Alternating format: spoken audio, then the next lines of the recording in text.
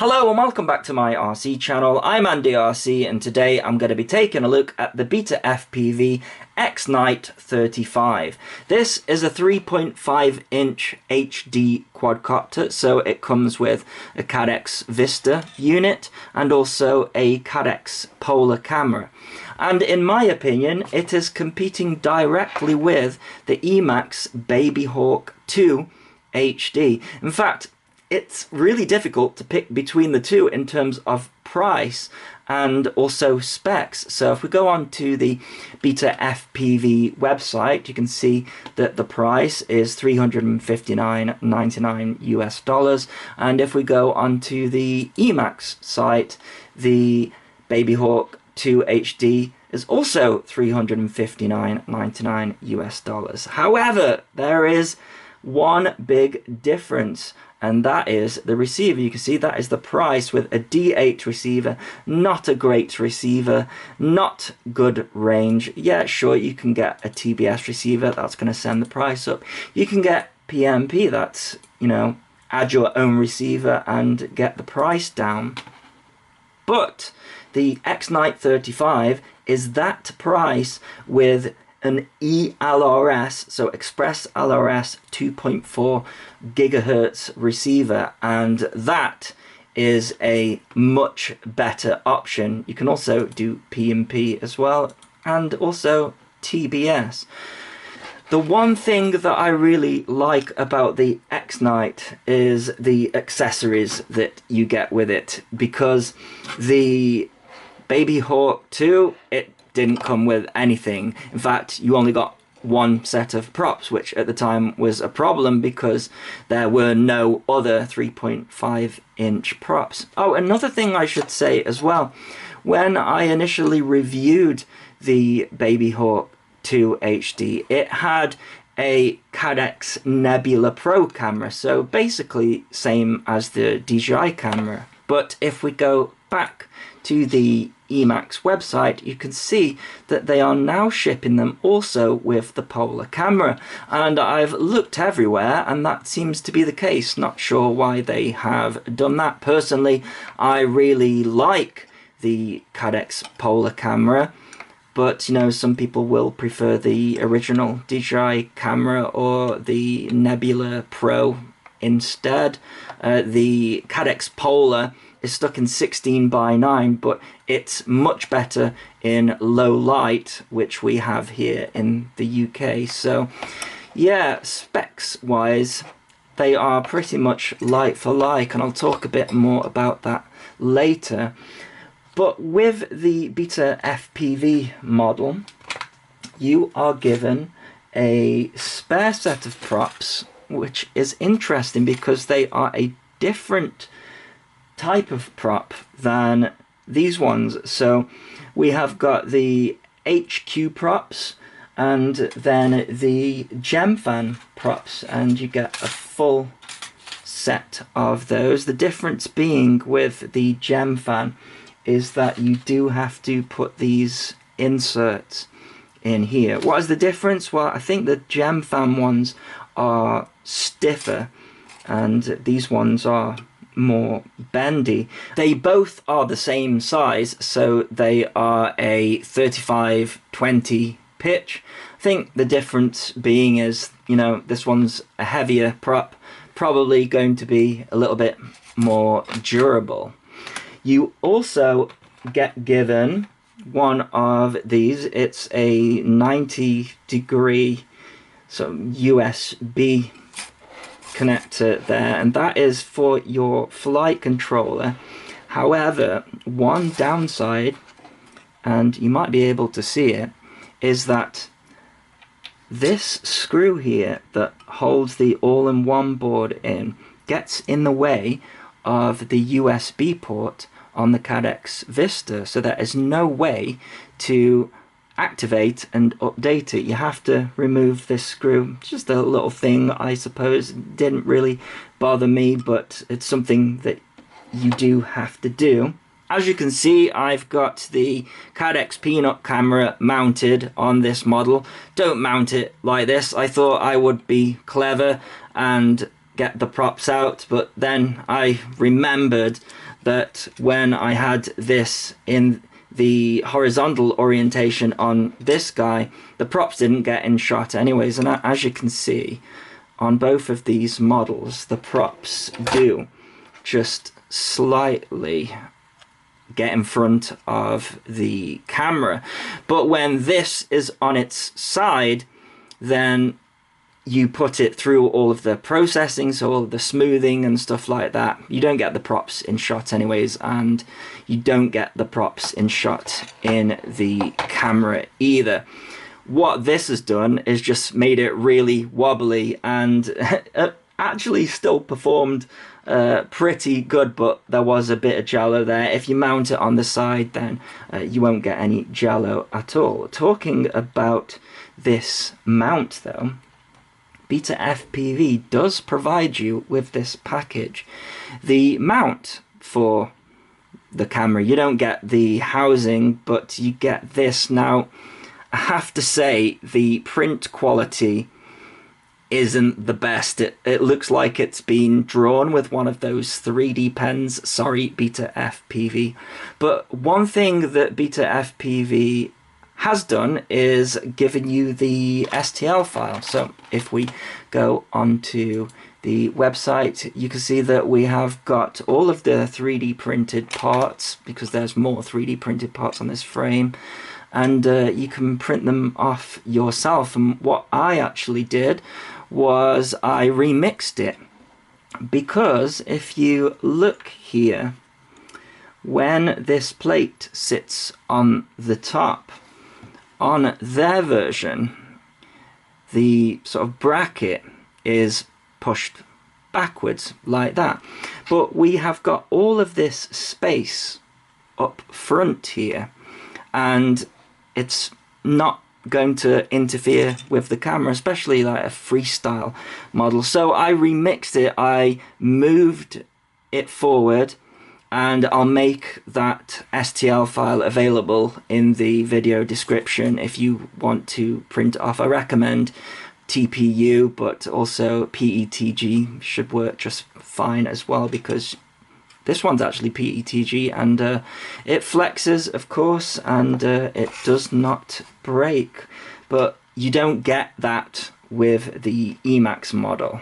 You also get given an Allen key so that you can take it apart if you need to. And there's some really nice details on this model that are not on the Emax. For example, the motor wires, they go through these nice sort of perspex parts here, rather than on the Emax where the wires were just all over the place and could potentially get caught in the props. I initially thought that the camera was mounted in TPU, which it always disappoints me, because that's where you're going to get your jello from in your camera, but it's not. It's actually mounted in carbon fiber plates along the side, and then this is just for protection. Again, the 3D print quality isn't very good, but you know, it doesn't really matter, it's going to do its job. We've got 3D printed TPU feet and 3D printed parts at the back for the receiver to slip in there.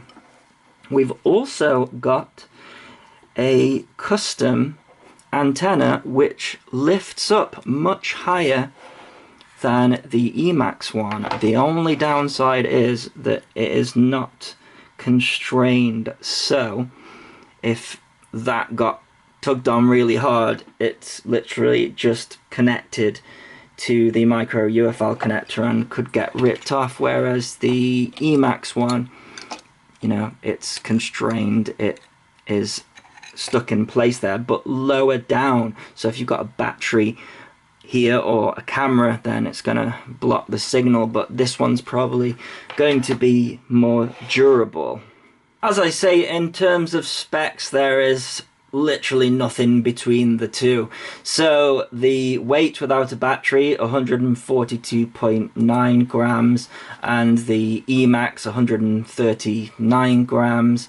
they are recommending a 750 milliamp hour battery, and I think that might just get it under 250 grams. They're also saying that the flight time on that battery will be 11 to 13 minutes smooth flight, or 4 to 6 minutes flight of freestyle tricks with a 4S LiPo. Now I'm using this 850 milliamp hour LiPo, which is going to send it over 250 grams, as well as the camera on top.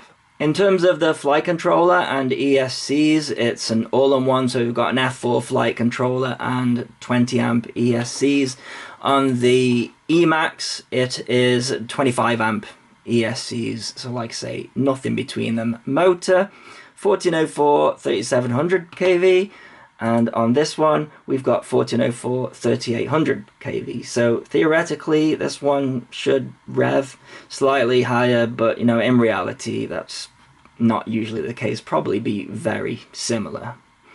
It says here the FPV camera degree is 0 to 60 degrees. For freestyle, you're going to want, you know, anywhere between 25 and 35. That's what I run at. Now, so far, you might be thinking, well, I'm favoring this over the Emax model, but there's a few design things that I'm not happy about with it. For example, we have got the arms. I'm never a fan of gaps in the arms, even though the Emax one has it. They produce turbulence, and any model that I've flown that has got these gaps usually suffers some kind of prop wash oscillation. So you come out of an aggressive maneuver and it wobbles like that, and I am sure it's down to these gaps in the arms, because I've got other 3-inch models that don't suffer from that problem. My other issue with the design is we've got all of this space, and they've chosen to put the Vista right bang in the middle, and I've talked about this before. We have got all of the weight in the center, and that's not going to help prop wash oscillations. Also going to cause, sometimes it causes like a floppiness when you do the roll. The Emax did a better job at the weight distribution. We've got the Vista at the back, the flight controller here, and camera at the front, and then if you are also having a HD camera up the front, this one much more well balanced. Another thing is the thickness of the frame. You can see just crazy thickness there, and this one not so much. It doesn't bend, but I think this one would be much more difficult to break. Also, you know, on commenting with these gaps in the arms, these ones are much bigger. Also, you know, Emax, they send these off to their pilots and they tune them, and they do a really good job at that. I'm not saying that BetaFPV doesn't do that, but it's not something that they shout about. Alrighty, let's go for a line of sight flight with this guy. Now, I'm doing this flight in hope that you can hear how quiet it is, really. But it's currently gusting up to 24 kilometers per hour wind, so not ideal. So hopefully you can pick something up, but the takeaway here is it's pretty quiet. It's about the same as the Emax Babyhawk II HD, which is what this thing is competing with, really.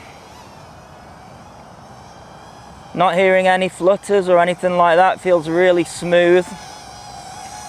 I am, however, flying this guy on the Radiomaster Zorro. Oh, look at it getting knocked around.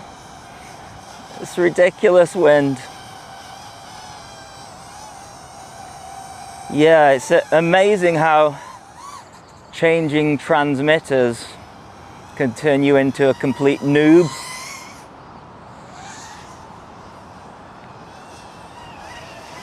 I just don't get on with these little tiny controllers.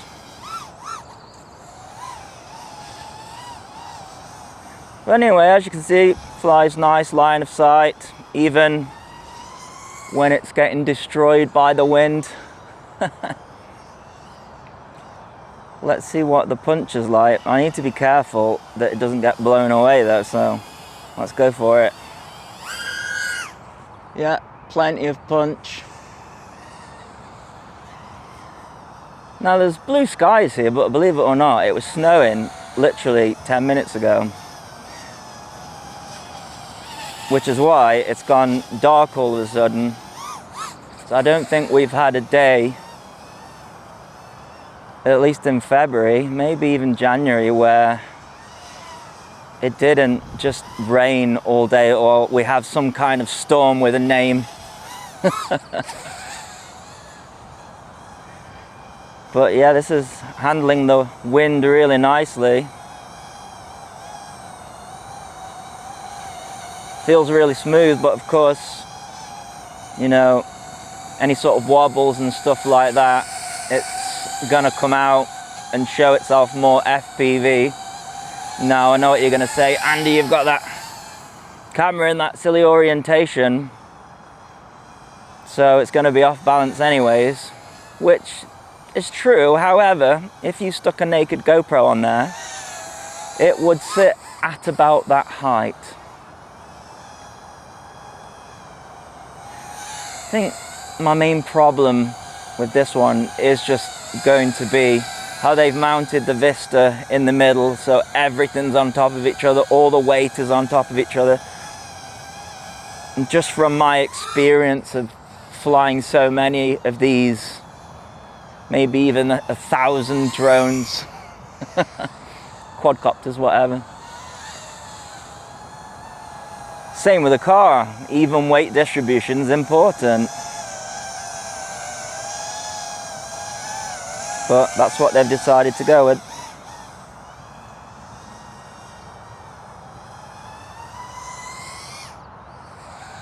But yeah, line of sight, flying really nice. I think when it comes to value for money, it's going to be this one for sure. And then, you know, when it comes to flight and performance, probably the Emax.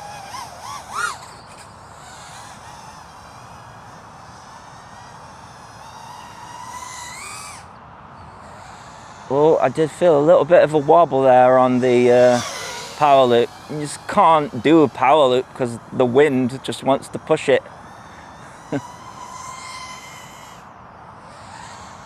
Kind of. Anyways, yeah, flies nice, line of sight. Let's get on to the FPV flight. Alrighty, we are on board and I'm flying with the Radiomaster Zorro. I'm gonna go for a roll, but I've put too much stick in, so I've disguised it as a turn. I really need to dial my rates down when flying with these tiny transmitters. As I say, I do not get on with them. Let's go for a roll. Yeah, nice smooth roll considering the conditions. It's going to be difficult comparing the tune of this to the Babyhawk II HD in these conditions. But what I will say is that I have flown the Babyhawk II HD a lot in similar conditions, and you do get these little bobbles. You know, there's only so much a flight controller can do, especially when a model is this small. Nice 4-point roll here. What I'm trying to do in this flight is see if I can, you know, induce any oscillations. So I'm putting it into a dive and, you know, really kind of stressful maneuvers. I'm not trying to fly through it, you know, because that is something you can do if a model doesn't fly, you know, perfectly and has oscillations. Then, you know, you can fly through them. There is a little bit of jello on the camera, and I think that is down to the fact that the frame is thinner. It's not too bad though, it's not debilitating at all. if we just take a look at the voltage here, it's not sagging too bad at all, so that's pretty good. A little bit of a wobble there on the descent. And now let's do a really stressful maneuver. So the cartwheel, and yes, a big wobble. However, I'm going to show you what that looked like through the Caddx Peanut, because, you know, if you are using these things as camera platforms, then, you know, it just smooths those kind of problems out anyways. And I have had situations where the Babyhawk II did that as well. Now, that was full throttle there, and we went into the 13s on the voltage. It is really cold, so that's not going to help on the battery whatsoever. Just a nice shot there, getting a little bit of height. As you can see, just sort of hover out. Then the voltage sort of stabilizes. But yeah, with the big drops, it's going to be a combination of the wind, but also those gaps in the arms as well. It always produces prop wash oscillations, is what they are called.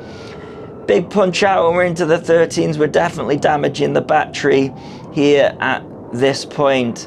Now they say, I think, did they say a 6-minute flight time when doing aggressive freestyle? I think we are going to get that. It is dipping into the 13s when it comes to voltage, but then it's recovering quite nicely, and we are at 3 minutes 33 here. So, you know, if I calm it down a little bit or abuse the battery, then, you know, we could probably get the flight time that they say we can get. See a little bit of jello there. I don't know if that's going to show through on YouTube. Again, just put it into really stressful maneuvers. It flies nice. Other than that, you know, the cartwheel, it's a stress test maneuver. So are these dives. It's performing nicely. So yeah, it's a close call between the Emax Babyhawk HD2 and this one for sure. As I alluded to in the line of sight flight, I think you get better value with this one, but with the Emax, I'm gonna say I think the tune is better with the Emax. We've got that thicker frame as well, which I think is gonna make it more durable, but you get less accessories. So, you know, it's really up to you what you want to do with it. I think the fact that, you know, this is the same price as the Babyhawk HD2, but with ELRS receiver and not D8, and then all of the accessories on top, the extra propellers and the mount for, you know, the camera, which I didn't use, but you know, you might make use of that. Yeah, really like flying this model. I think it's going to sit alongside the Babyhawk HD because I take that everywhere with me, and you know, this is going to be a nice backup if, you know, something goes wrong. So where are we at here voltage wise? Yeah, we should be landing at 14 volts if we don't want to destroy the battery, but as you can see, when it gets to 14 volts, it is dropping really quickly. We're at 5 minutes 40 here, so 5 minutes, yeah, say 6 minutes, you can get that. Obviously the wind plays a part in that because it's having to fight against it, so, you know, the motors are having to work harder. So I would say in a perfect environment, you know, aggressive freestyle, 6 minutes, but yeah, look at this, 13.4 coming in for a landing here. Don't let your battery get that low. But there you go, that is my review of the BetaFPV X Night 35. I'll put a link in the video description as well as a pinned comment if you wish to get one. And as always, thanks so much for watching. Please continue to subscribe. Cheers.